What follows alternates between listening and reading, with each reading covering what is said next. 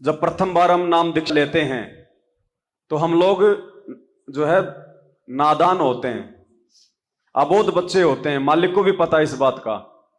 तो परमात्मा ने छूट दे रखी है कि जब तक तुम्हारे को सतनाम नहीं मिलता तब तक तो तुम एक या दो बार अपने नाम को जो है खंडित कर सकते हो। इसमें कोई बड़ी बात नहीं है, गलतियां हो जाती हैं।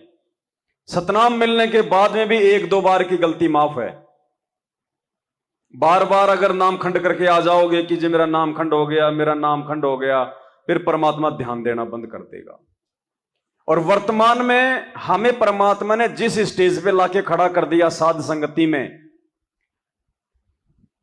और साध संगति में भी भगत जी 2022 से पहले जो गलतियां हो गई सो हो गई। लेकिन अब यदि हम गलती करेंगे, क्योंकि ये फाइनल छटनी थी 2022 की लास्ट की जो छटनी थी ना फाइनल थी। अब चल गया 2023। अब यदि किसी ने गलती की और यदि परमात्मा ने उसको रिजेक्ट मार दिया, भगत जी वो चाहे कितने पैर पकड़ लेना, इस मतलब पूरे युग में पार नहीं हो पाएगा। युग में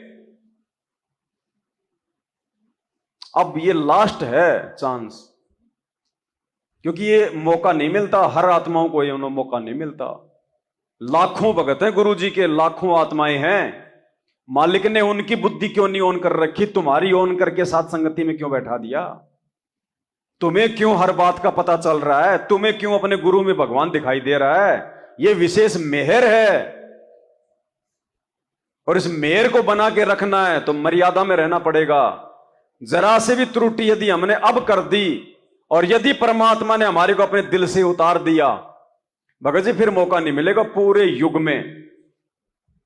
फिर पता नहीं, एक बार रह गए तो रह गए, फिर चांस नहीं है। फिर ये बाट मत देखना कि परमात्मा फिर से हाथ पकड़ लेगा, फिर तो उसकी मौज वो कब पकड़े।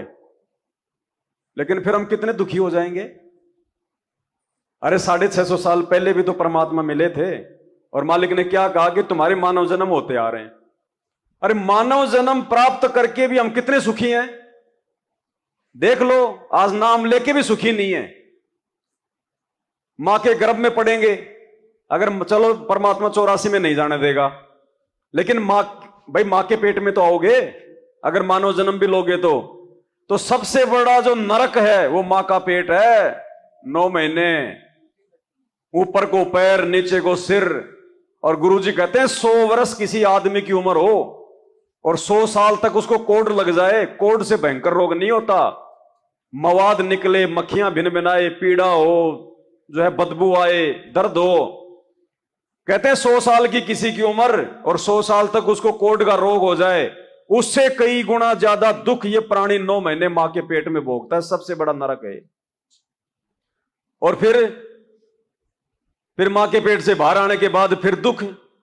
स्कूल में जाएंगे तो वो डंडे मारेंगे, घर पे रहेंगे तो घर वाले पीटेंगे, कभी ठोकर लगेगी, कभी एक्सीडेंट होगा, कभी कोई अंग भंग हो जाएगा, कभी छोरा मर गया, कभी छोरी मर गई, दुनिया भर के दुख। क्या फायदा फिर उसका भी। तो इस कलयुग में परमात्मा हमारे को लास्ट मौका देता है, फिर कलयुग में, क्योंकि भक्ति युग ये ही है। बाकी 4 युगों में कोई पार नहीं होता। ना कोई सतयुग में पार होता, ना त्रेता में होता, ना द्वापर में, ना कलयुग की प्रथम पीढ़ी में। 64 लाख थे, एक भी पार हुआ क्या? ये है फाइनल दाव जो वर्तमान में दिया परमात्मा ने मौका। और ऐसे ना सोच लेना इसको, हमारे दादा परदादा चले गए बिना परमात्मा के, उनको भी तो मानव जन्म मिला था, उनको तो नहीं मिला। वो तो कहीं भूत बन के घूम रहे हैं, गधे कुत्ते बन के घूम रहे हैं। ये विशेष समय, गुरुजी के समय हमें मानव जन्म मिलना और फिर गुरुजी की शरण प्राप्त हो जाना। वरना आज गुरुजी धरती पे हैं, गुरुजी के समय में तो 8.5 अरब लोग हैं। पूरे विश्व की जनसंख्या कितनी है? 850 करोड़। तो गुरुजी के समय में हम भी हैं और गुरुजी के समय में बाकी देश के लोग भी हैं। लेकिन वो लोग परमात्मा के रहते सहते भी नहीं पहचान पा रहे, वो रोज मर रहे हैं लाखों की संख्या में, उनका मानव जन्म रोज बर्बाद हो रहा है।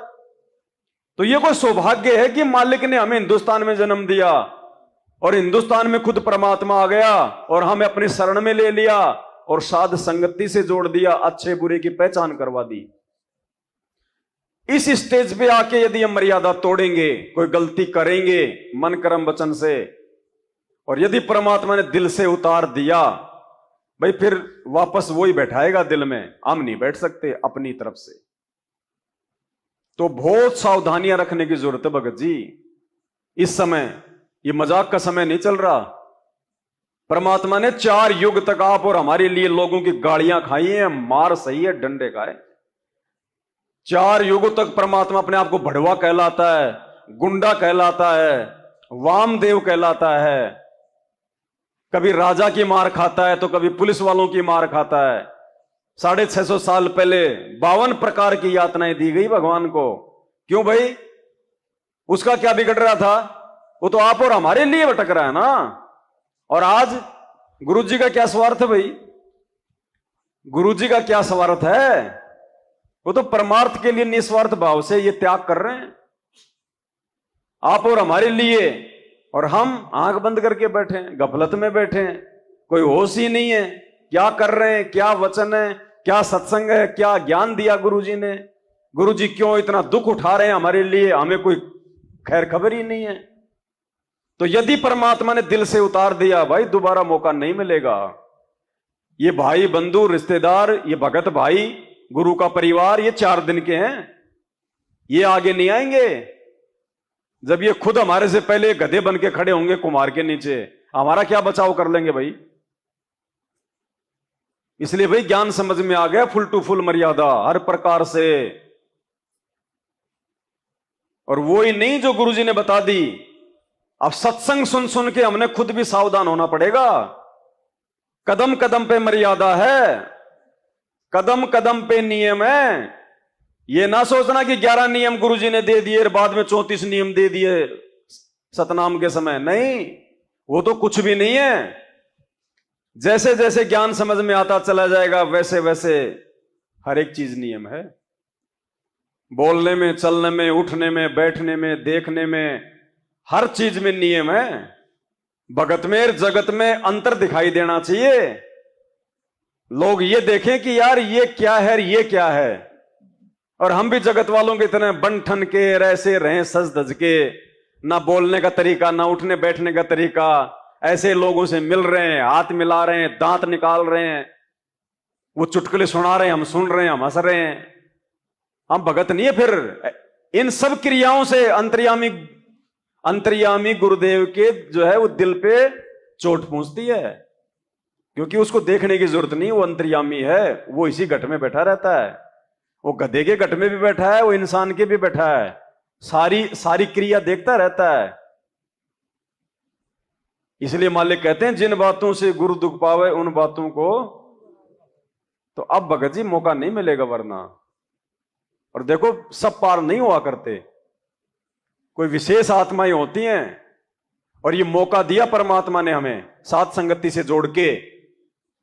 लाखों की संख्या है संत रामपाल जी के भक्तों की, हो सकता है 1-1.5 करोड़ भी पहुंच गई हो, क्योंकि ये लोग तो गधे घोड़े सबको जोड़ रहे हैं। इन्हें मतलब ही नहीं है, कोई ना ज्ञान समझे ना समझे, आ जाओ बस, महीने 2 महीने टिको, 1500 दे जाओ, बाढ़ में जाओ। तो हो सकता है भाई 1 करोड़ भी हो गए हो, 1.5 करोड़ भी हो गए हो, ये तो खैर 9-9 करोड़ बोलते हैं। इनकी तो बात ही अलग है, क्योंकि चुनाव आ रहे हैं ना, इनको तो राजनेताओं को खुश करना है। लेकिन 1 करोड़ मान लो, अभी 1 करोड़ में से साध संगति में है कितने के? ये मालिक की विशेष मेहर है ये, क्योंकि साध संगति से ही हम भगत बनेंगे।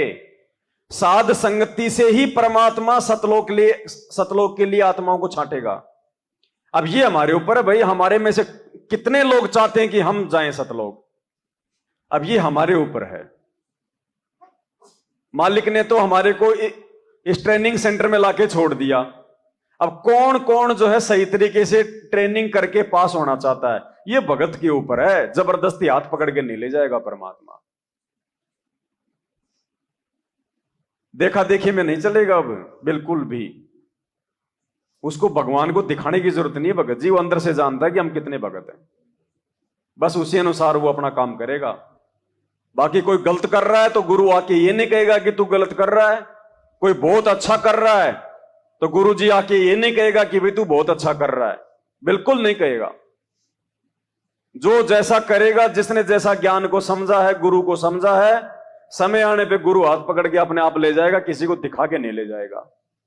तो अपने अपने आत्म कल्याण के लिए खुद ने चिंतित होना पड़ेगा, खुद ने जागरूक होना पड़ेगा। देखा देखी में काम नहीं चलेगा। तो हर प्रकार से नित्य नियम में सारी चीज परमात्मा ने बता रखी है भाई, सारी चीज। नित्य नियम से बाहर भक्ति का कुछ भी नहीं है। इसलिए रोज करने के लिए दे रहा है भगवान, और फिर भी रह गए तो फिर वो धर्मराज ये नित्य नियम का गुटका दिखा देगा वहां पे कि देख, इतना मौका दिया तेरे को गुरु ने, रोज तेरे को अपने आदेश बता रहा था, फिर भी तो जा बन गदा, फिर मौका नहीं।